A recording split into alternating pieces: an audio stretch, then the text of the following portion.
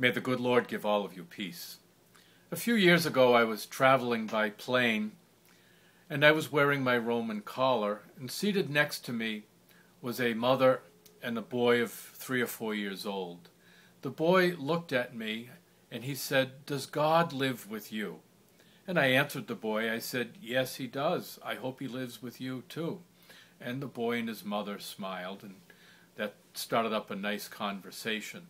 But I mentioned that particular incident because on this first Sunday of Lent, we're presented with the story of the temptations of Jesus. Jesus being tempted. I suppose many people wonder, well, why? How can that be? And the answer is simple. It can be because Jesus was human, true God and true man, as we say in the Creed, fully human, fully divine. He was like us, as the letter to the Hebrews says, in all things but sin.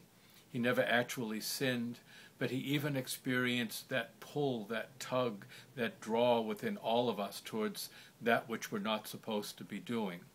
I believe he was tempted not only at this one time that's related to us in the Gospels. I'm sure he was tempted in different ways throughout the course of his life. Why is that so important for us? I think it's important because we need to know that the Son of God does not come to us and stand above us. The Son of God comes to us in humble love and walks with us, not only in the glorious moments of our lives, but in our struggle, in our pain, and in our sorrow. I've learned through the practice of the 12 steps how true that is. I belong to Al-Anon. Over the years, my life has been affected by alcoholism. Fortunately, not my own. I don't have the chemical part of that disease, but I've been affected by it through different people. And Al-Anon and the 12 steps have been very helpful. One thing about the steps is they begin with the admission of unmanageability. There's something going on in my life, whether it's my addiction, the addictions of others, other forms of dysfunction.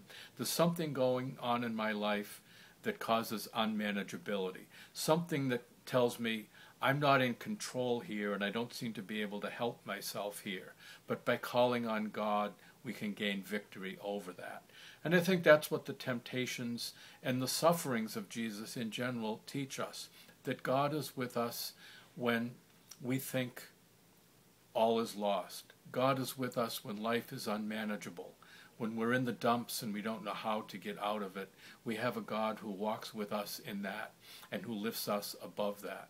So God does indeed live with us, not only in the glorious moments, but in the struggles of life. I know in my own journey, I've discovered that God is with me in times of failure. And I've experienced failure. Fortunately, not a whole lot of it, but I've had times when I felt like I have failed in different ways. And God was with me then. Many listeners to this blog know that I had a bout with prostate cancer a few years ago, and God was with me then. And God is with me and with us in our sickness, in our sorrow, and even at those times when we're tempted.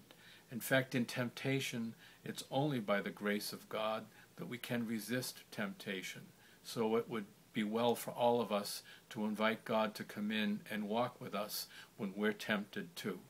So may you know on this first Sunday of Lent that God does indeed live with you and with me,